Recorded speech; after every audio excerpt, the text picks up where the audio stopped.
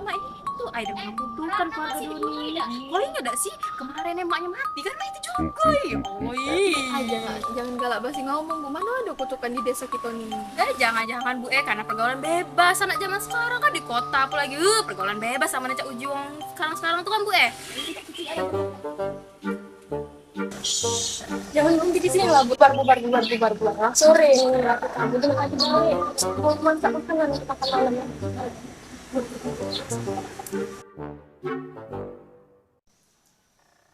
Bu Nisa, cak mana lah uji ibu nih warga di desa ini nih, cak makin buat-buat baik gosip tentang anaknya si Selamat itu. Kita kan pengennya si Ratna ini nih, cak dikasih semangat oleh warga nih manca ini, cak mana dia makin dikucil ke oleh warga laju. Iya Bu, pas kemarin baik, pas Ibu Ratna meninggal, warga kita nih udah galak datang ke rumah Pak Selamat. Kasihannya rasanya kehilangan bini, sekarang anaknya pula sakit kanker. Kalau anaknya meninggal, Pak Selamat sebatang kara dong Bu. Aduh Bu, jangan pula dia ngomongin cak itu, kan masih ada kemungkinan si Ratna nih sembuh. Lagian mana ibu kesian sama dia. Daftar lah coba jadi ini ibunya si Ratna, kalau dia bisa bantu ngurus Ratna sama Pak Selamat kan. Loh Ibu nih, coba Ibu baik mana itu, aku. Iya Bu, main Bu, maaf lah. Jadi cak mana solusi masalah kita tadi nih? Cak ini be, kita ada penyuluhan tentang kanker ke warga desa nih. Aku tuh ada kawan nakes, aku hubungi man galak. Selamat pagi Bu, selamat datang, silakan duduk. Nah, Bu Lina melok juga, ujinya udah galak melok, takut disidik dokter. Itu nah laki aku nyuruh ujinya biar aku pinter lagi yang ujinya dapat bingkisan jadi kalau kak lemak apa dia ditolak rezeki Bu.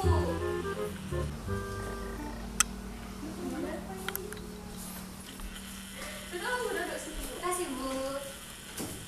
Assalamualaikum warahmatullahi wabarakatuh. Waalaikumsalam warahmatullahi wabarakatuh. Selamat pagi dan selamat datang kepada bapak-bapak, ibu-ibu desa Tanjung Lago. Terkhusus saya ucapkan kepada tim penyuluhan pada hari ini luar biasa sekali ibu-ibu dan bapak-bapak sekalian. Desa kita kedatangan para ahli kesehatan yang tentunya paham betul tentang mengenai penyakit yang menjadi buah bibir kita pada desa ini.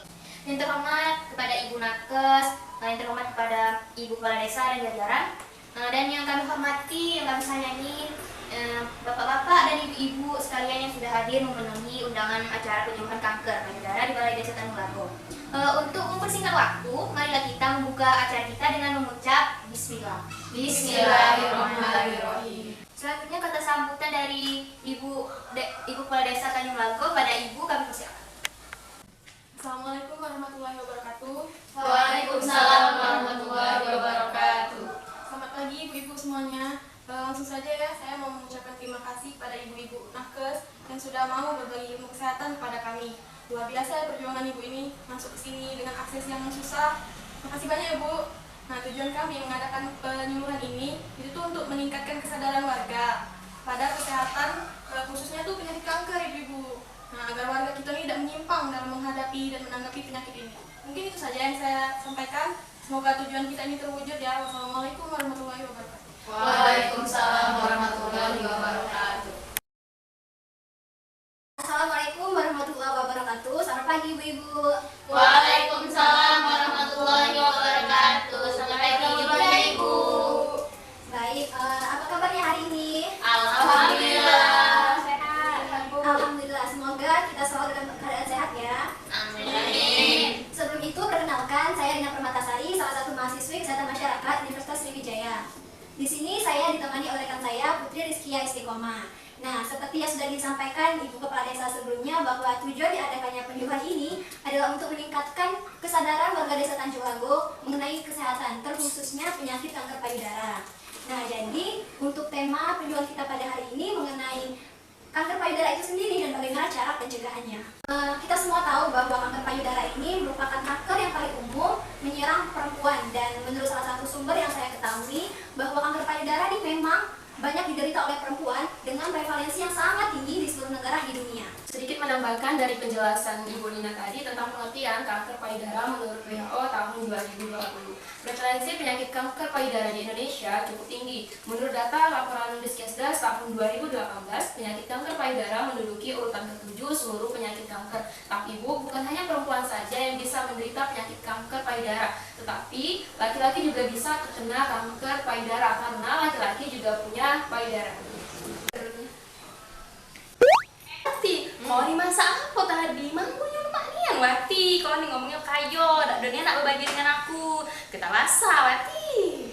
Nah, kau ni baca ni latar betul. Lagi ku kasih laki aku berbalik dari Padang bawa rendang banyak yang dibekuk itu mahal itu. Ini oleh-oleh dari dia galau. Ibu yang pakai baju merah bisa bantu saya bagaimana cara mencegah kanker payudara. Nah, mati nih anakku itu tadi ngomong Wati, ya Allah Wati. Makanya denger ibu ilmu ini. Pesan laki kau tadi dengeri ilmu dari dokter, bukannya malah bahas rendang. Semoga tidak apa-apa. Ayo kita sekarang fokus lagi ke penjelasan. Ada yang sudah tahu bagaimana cara memeriksa kanker payudara dengan cara sendiri? Belum Bu. Ayo. Kebetulan di sini saya akan menjelaskan cara pemeriksaan payudara secara sendiri dengan singkatan yaitu SADARI. SADARI merupakan salah satu cara untuk mendeteksi kelainan kanker payudara sedini mungkin. Langkah ini merupakan salah satu cara untuk menilai diri sendiri. Langkah cara pemeriksaan kanker payudara dengan SADARI itu ada 6 langkah atau 6 cara Ibu ya. Yang pertama yaitu posisi berdiri menghadap cermin, dengan tangan diletakkan di pinggang. Jadi tangannya itu diletak di pinggang Bu ya, jadi bukan sambil pakai lipstik atau bebedak, tapi tangannya itu diletak di pinggang. Amati apakah ada perubahan bentuk, warna, ukuran pada payudara. Gejala yang mungkin ditemukan adanya benjolan, kerutan, posisi puting tidak normal, atau kemerahan. Langkah yang kedua, angkat kedua lengan Anda sebisa mungkin. Amati apakah ada perubahan pada payudara Anda. Payudara yang normal akan terangkat secara bersamaan. Jadi semisal contohnya ibu-ibu ya, jadi ketika kita mengangkat kedua lengan kita secara bersamaan, payudara yang normal itu akan terangkat secara bersamaan. Sebaliknya, payudara yang tidak normal itu salah satu dari payudaranya itu masih dalam posisi semula. Langkah yang ketiga, gunakan ujung jari. Ujung jari ini terserah ibu-ibu ya, mau pakai 1 jari, 2 jari, atau 3 jari.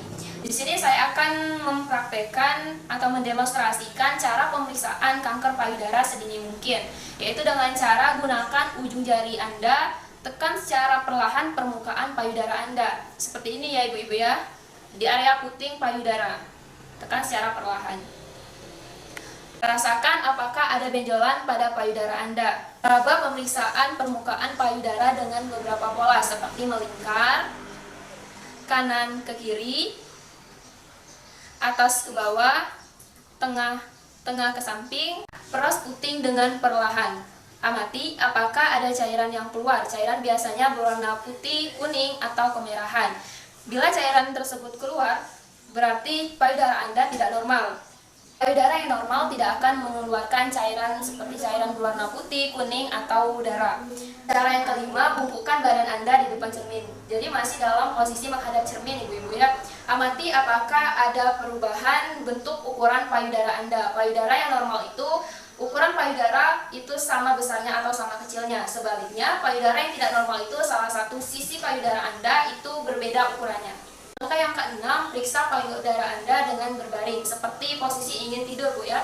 Jadi letakkan bantalan di payudara yang ingin Anda periksa, seperti contohnya di sebelah kiri. Letakkan bantalan itu di sebelah kiri. Posisi tangan kiri itu di belakang kepala. Posisi tangan kanan itu berfungsi untuk memeriksa apakah ada benjolan pada payudara Anda atau tidak.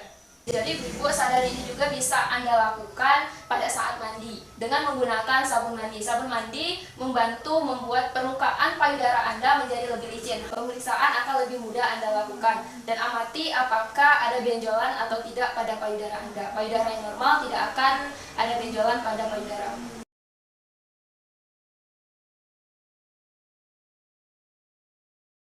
Selanjutnya yaitu pemeriksaan payudara klinis atau biasa yang disebut dengan SADANIS. Pemeriksaan ini langsung dilakukan oleh tenaga kesehatan di puskesmas atau fasilitas pelayanan kesehatan yang dianjurkan dilakukan 1 kali dalam 1 tahun. Pemeriksaan ini memang dilakukan oleh tenaga kesehatan, namun hanya untuk awalnya saja karena ibu-ibu bisa menerapkan sendiri secara mandiri di rumah masing-masing. Dan bagaimana cara melakukannya itu kurang lebih sama seperti pemeriksaan sadari dari tahap persiapan, tahap infeksi dengan melihat bentuk dan ukuran payudara, dan ada puting susu apakah ada cairan yang keluar dari puting, dan yang terakhir tahap palpasi. Pada tahap ini pasien dalam keadaan berbaring dan diletakkan bantal di bawah punggung di sisi badan yang akan diperiksa. Dan jika tenaga kesehatan menemukan keraguan pada temuannya, dianjurkan untuk mengulangi langkah-langkah yang sudah dilakukan dalam keadaan pasien duduk dan kedua lengan di sisi badannya. Pemeriksaan mamografi. Mamografi atau mamogram ini adalah tes pemindaian untuk menangkap gambar jaringan payudara dengan sinar X. Pemeriksaan ini diperlukan untuk mengetahui kelainan payudara secara lebih dalam. Dan pemeriksaan ini juga dilakukan oleh tenaga kesehatan dan pasien harus datang ke fasilitas pelayanan kesehatan. Nah, untuk tahapan-tahapan dalam pemeriksaan mamografi ini ada beberapa tahapan. Yang pertama, pasien diminta untuk melepas pakaian bagian atas dan mengenakan gaun khusus yang telah disediakan dari rumah sakit. Yang kedua, pasien diminta untuk berdiri di depan mesin sinar X dengan telanjang dada. Dan yang ketiga, alat plastik dari mesin akan menekan payudara secara perlahan hingga datar. Proses ini berlangsung singkat, hanya dalam hitungan detik hingga menit. Dan proses penekanan ini dilakukan untuk mendapatkan hasil pencitraan sejelas mungkin dengan dosis radiasi rendah. Dan yang terakhir, penekanan dilakukan pada payudara dalam beberapa posisi agar petugas kesehatan mendapatkan gambar jaringan payudara secara memadai. Dan kedua gambar diambil dari masing-masing payudara, dan secara keseluruhan proses ini berlangsung sekitar 20-30 menit.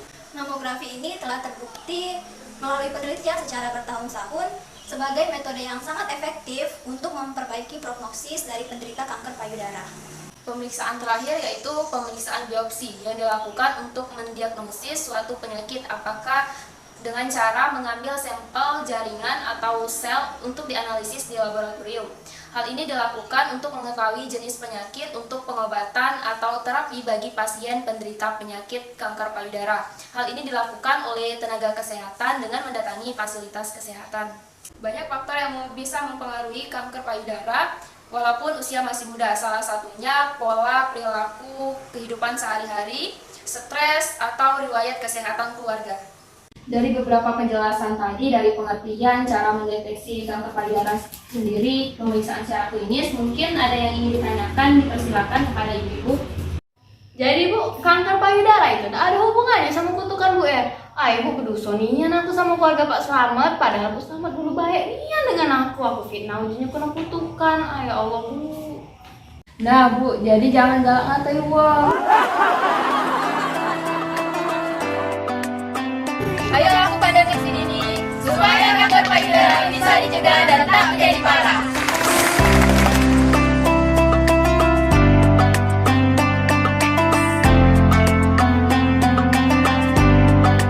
Direkam.